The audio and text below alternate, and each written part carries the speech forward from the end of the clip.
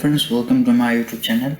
خوش آمدید کہتا ہوں آپ کو اپنا یوٹیوب چینل پہ. اور آج کی اس چھوٹی سی ویڈیو میں ہم بات کرنے جا رہے ہیں ایک آرٹیکل کے بارے میں جو کہ لکھا ہے ملیحہ لودھی صاحبہ نے. ڈان میں یہ آرٹیکل چھپا ہے 12 اپریل کو, اور اس میں بہت انٹرسٹنگ انہوں نے ایک انالیسس کیا ہے اپنا, اور یہ ایکسپریس کر رہی ہیں کہ جو ہماری حکومت ہے پاکستان تحریک انصاف کی, اس کے کون سے ایسے گورنمنٹ سٹائلز ہیں, جو حکومتی جو ایک عادتیں ہیں, یہ ٹریٹس کہتے ہیں, کریکٹرسٹک کہتے ہیں, جو ابھر کے سامنے آ رہی ہیں, جو کہ ایک طریقے سے ہمارے ملک کے لیے بھی بہتر نہیں اور خود پی ٹی آئی کے لیے بھی بہتر نہیں. تو لیٹ سی کے آرٹیکل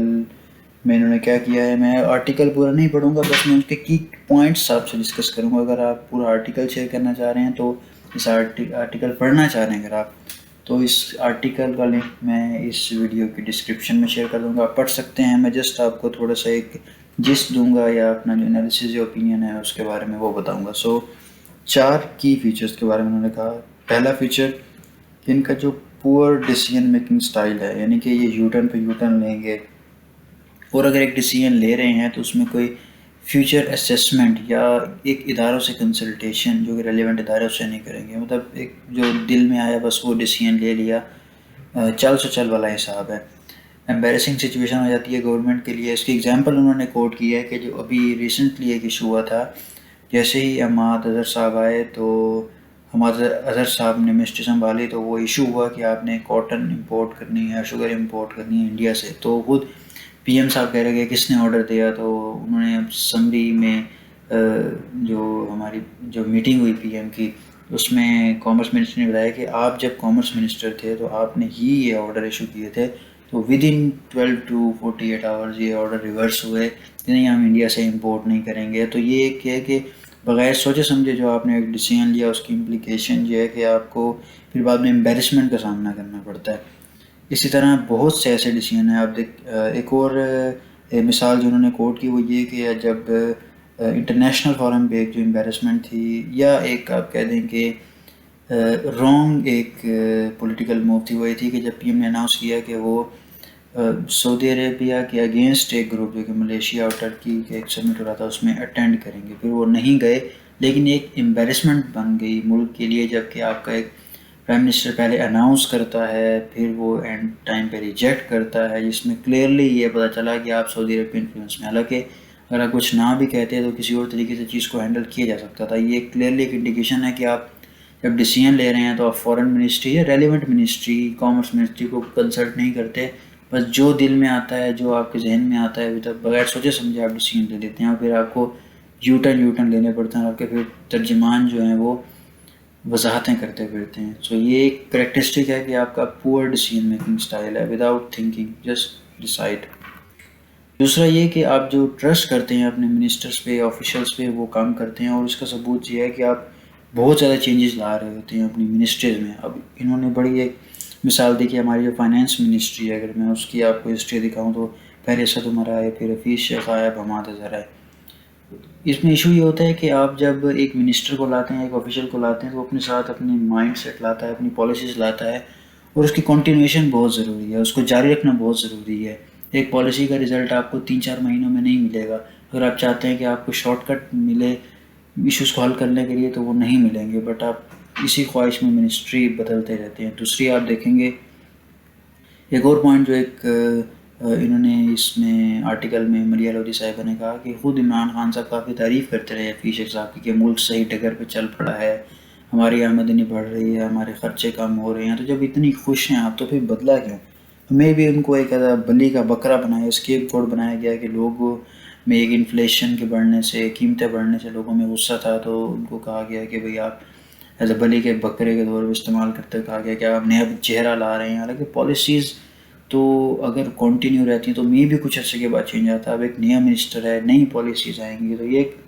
ڈسرپشن ہو گئی, بہت ایک رکاوٹ ہو گئی.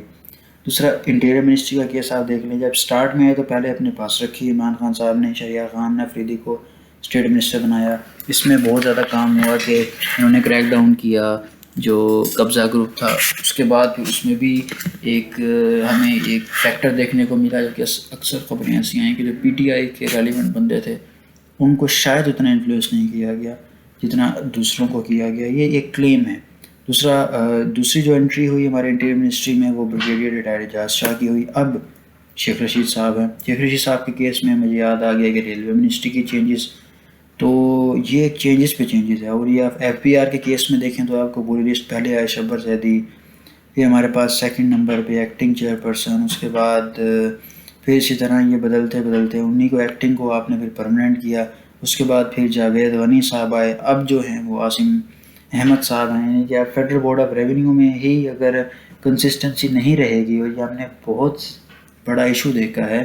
تو لوگوں کو ٹرسٹ نہیں ہوگا یا بزنس مین کو ٹرسٹ نہیں ہوگا کہ وہ کیا پالیسیز ٹیکس کی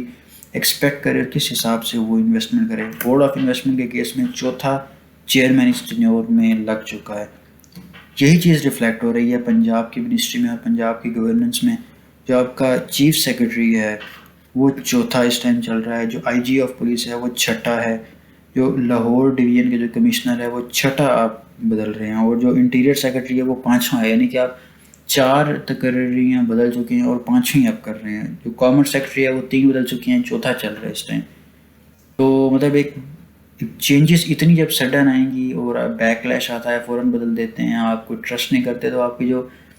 سول سروس ہے اور جو آپ کی منسٹری ہے ان پہ کانفیڈنس بھی کچھ نہیں ہوتا، تو وہ ڈیسیژن میکنگ ہی نہیں کر سکتے۔ تیسرا lack of confidence in institution, جو آپ کے ادارے ہیں جن کی آپ نے خیال رکھنا ہے، جن کو آپ نے کانفیڈنس دینا ہے، آپ کو ہی ٹرسٹ نہیں ہے ان پہ۔ الیکشن کمیشن آف پاکستان کا کیس اس آرٹیکل میں ڈسکس ہوا کہ ڈسکا بائی الیکشن کے کیس میں، یا جب ہمارا ایک اور ایشو تھا کہ اسلام آباد میں جب سینٹ کی set Hari P T I نے، تو اس میں ایک جیسے چڑھ دوڑے پی ٹی آئی کے فالوورز الیکشن کمیشن پہ۔ اور اگر ہم بات کریں ہائر ایجوکیشن کمیشن کے کیس کے، کہ اب وہ 4 سال کی مدت میں ایک جو ہیڈ ہے ہائر ایجوکیشن کمیشن کا، اس کو لا پروٹیکٹ کرتا ہے۔ آپ آرڈیننس لائے 4 سال سے کم کر کے 2 سال کیا، اس کو ہٹا کے اپنی مرضی کا بندہ آپ لگانا چاہ رہے ہیں۔ تو جو انسٹیٹیوشن کی اگر آپ رسپیکٹ نہیں کریں گے اور انسٹیٹیوشن میں کانفیڈنس شو نہیں کریں گے، تو پھر ایسا ہوگا کہ انسٹیٹیوشن کام کرنا چھوڑ دیں گے، کوئی ڈیسیژن میکنگ نہیں ہوگی۔ ایچ ای سی کے معاملے پہ سید بابر علی جو کہ لمس کے فاؤنڈر ہیں اور ہائر ایجوکیشن کمیشن کے کافی سپورٹیو بھی ہیں، انہوں نے کافی رول پلے کیا تھا ہائر ایجوکیشن کمیشن کی کریشن میں، اور تو انہوں نے لیٹر بھی لکھا تھا ریلیونٹ منسٹر کو کہ آپ اس طرح کی جو ہے اس طرح کی جو میکینزمز ہیں وہ نہ کریں، تو اس سے ہائر ایجوکیشن کمیشن کا جو پرپز ہے وہ فلفل نہیں ہوتا۔ اگر ہم چوتھے کیس کی بات کریں تو یہ چوتھا یہ ہوتا ہے کہ آپ میڈیا کو یوز کر رہی ہے ہمارا جو پی ٹی آئی کی گورنمنٹ ہے، اور وہ یہ سمجھ رہی ہے کہ اگر ہماری پبلسٹی ہو رہی ہے اور جو میڈیا بول رہا ہے، یا اگر ہم میڈیا میں ایک بات بار بار کہہ کے اگر ہم عوام تک پہنچا رہے ہیں، تو شاید آن گراؤنڈ سچویشن بھی یہی ہے۔ ہمیں کوئی پالیسی بنانے کی ضرورت نہیں ہے، بس ہم ڈیسیژن لیتے ہیں، پھر اس پہ یو ٹرن لے لیتے ہیں، پھر ہم میڈیا میں آ کے شور مچاتے ہیں ہم نے یہ کر دیا وہ کر دیا۔ اس کی جو مثال ہے وہ یہ کہ جو ہمارے پرائم منسٹر صاحب ہیں وہ میڈیا پرسن سے بار بار بات کرتے ہیں، یعنی ان کو کنونس کرنے کی کوشش کرتے ہیں ان کے ذریعے عوام کو کہ ہاں میں کام کر رہا ہوں۔ حالانکہ ہوتا تو یہ ہے کہ action specs louder than words. اگر آپ کام کر رہے ہیں تو آپ کو بتانے کی ضرورت نہیں ہے، آپ کی پالیسیز آپ کے ادارے خود منہ بولتا ثبوت ہوتے ہیں، آپ کو کام کرنے کی ضرورت ہی نہیں ہوتی، آپ کو بولنے کی ضرورت ہی نہیں ہے۔ تو اب جو ہمارے جو منسٹرز آ رہے ہوتے ہیں، ہمارے انٹیریئر منسٹر، فائنانس منسٹر، جو بار بار ہفتے میں ایک دفعہ روزانہ آگے جسٹیفیکیشن دیتے ہیں کہ ہم یہ کر رہے ہیں، حالانکہ بولنے کو اتنا ہوتا نہیں ہے، چھوٹا سا کنٹینٹ ہوتا ہے، 1.5 گھنٹے کی پریس کانفرنس ہو رہی ہوتی ہے میڈیا پہ، اور یہ سے کہ کنوے میسیج کرنا ہوتا ہے کہ یار ہم کام کر رہے ہیں، اپنے آپ کو تسلی دے رہے ہوتے ہیں۔ پھر ایک جو لیڈرشپ ہے پی ٹی آئی کی اور اس گورنمنٹ کی، تو وہ یہ جو اس طرح کے پالیسی میئرس نہیں لیتے، اور وہ یہ سمجھتے ہیں کہ جو ہم میڈیا پہ شو کر رہے ہیں بس یہی کافی ہے، تو اس سے ایک بہت ہی نیگیٹو امپیکٹ پڑتا ہے۔ کیونکہ فرض کریں کہ آپ اگر میڈیا پہ آ کے بولتے ہیں کہ ہم پرائسز کنٹرول کر رہے ہیں، ہم نے یہ کر دیا وہ کر دیا، آن گراؤنڈ سچویشن یہ ہے کہ پرائسز ہائی ہیں، لوگوں کو اس پرائس پہ چیز نہیں مل رہی، تو لوگوں کا ٹرسٹ اٹھ جاتا ہے گورنمنٹ سے۔ تو یہ 3-4 کریکٹرسٹکس ہیں جن کے بارے میں ملیحہ لودھی صاحبہ نے لکھا ہے، اور میں بڑی حد تک ان سے ایگری کرتا ہوں۔ یہ 4 چیزیں بار بار گھوم پھر کے آبویس ہو رہی ہیں اس گورنمنٹ کی گورننس میں، اس کو کام کرنے کی ضرورت ہے، اور اس پر، تاکہ یہ چیزیں بار بار نہ آئیں، کیونکہ ایک طرف تو یہ ہماری ریفلیکشن ہوتی ہے ویک گورننس کی اور پور ڈیسیجن میکنگ کی، دوسرے اینڈ پہ پاکستان کا ایک بہت برا امیج پورٹری ہوتا ہے۔ انٹرنیشنل بزنس مین اور جو لوکل بزنس مین یا جو عام لوگ ہیں، ان کی زندگی میں بھی، ان کی تھنکنگ میں بھی ہمیں یہ لگتا ہے کہ یار ان کا تو پتہ ہی نہیں، دین ایمان ہی کوئی نہیں۔ تو آپ اس بارے میں کیا سوچتے ہیں؟ آپ اس بارے میں کوئی چیز ایڈ کرنا چاہیں ملیحہ لودھی صاحبہ کی اس انالیسس کے بارے میں، میرے انالیسس کے بارے میں، تو you can definitely add in the comment box. Thank you.